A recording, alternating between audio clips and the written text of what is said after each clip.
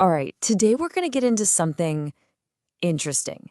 We're going to dissect what is probably the most common lie in the entire world. And no, it's not some huge dramatic deception. It's actually a tiny little phrase, something you've almost certainly said today already. So let's dive in. So, what do you think it is? Seriously, take a second. What's that one little phrase you hear? And let's be honest, you probably say it yourself almost every single day without even thinking about it. Yep, there it is. I'm fine. It's the ultimate social shortcut, right? It's like a conversational get out of jail free card. But what are we actually saying when we say that? Or maybe a better question is, what are we hiding? Okay, let's really break this down.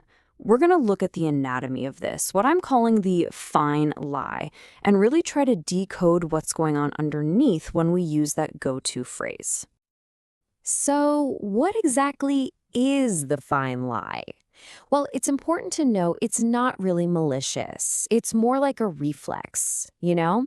It's this habit we've all picked up to protect ourselves, to make social stuff a little easier, and to just sidestep those messy conversations we don't want to have. You can think of it as a conversational shortcut that, more often than not, takes us way off the path of what's actually true. And this is where that disconnect just becomes so incredibly clear. I mean, look at the left column. That's what we say. So simple, so easy. But then look at the right. That's the messy, complicated, real stuff that's often bubbling right under the surface. I'm fine can be a code for I'm really struggling. Everything's fine might actually mean I feel so alone right now. This really just perfectly captures that huge gap between our inner world and the face we put on for everybody else. So, why? Why do we all do this? What's the psychology driving this universal habit? Let's dig into the reasons we pretend. And wow, it's a pretty complex cocktail of reasons, isn't it?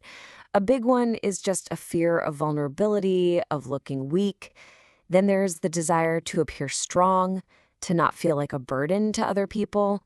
Of course, there's that huge social pressure to just be positive all the time. And sometimes, it's just a habit. It's a learned way to prevent conflict or to just avoid a conversation you simply don't have the energy for. And this is the real kicker, the central paradox of the whole thing. We tell ourselves this little fine lie to protect ourselves, like a shield. But what it really ends up being is a wall.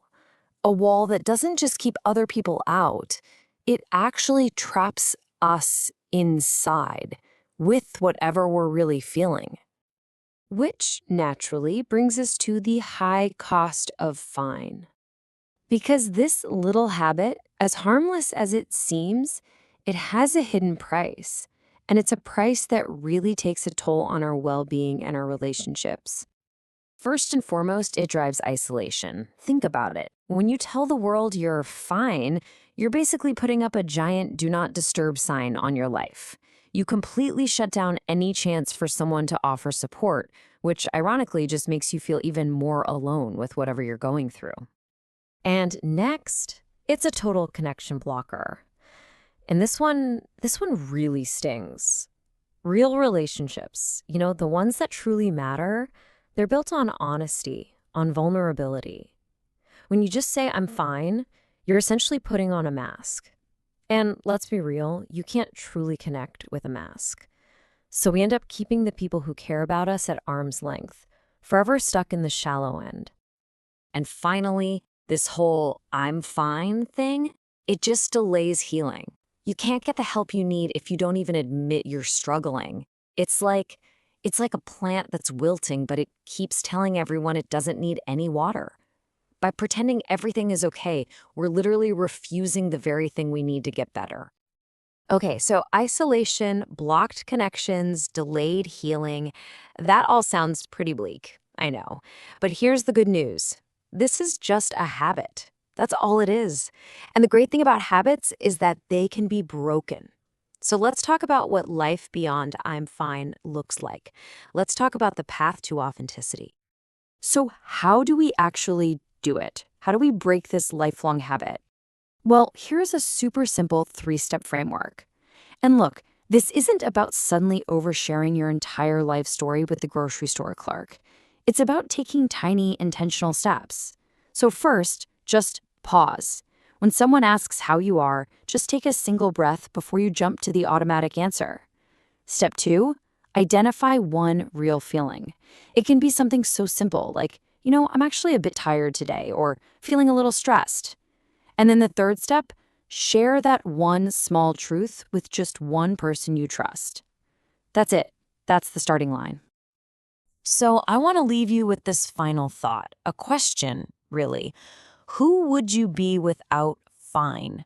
If you took that phrase completely out of your vocabulary, what would you say instead? What kind of conversations might open up? What deeper connections could you build? Really think about it. Who would you be? Thanks so much for digging into this with me today.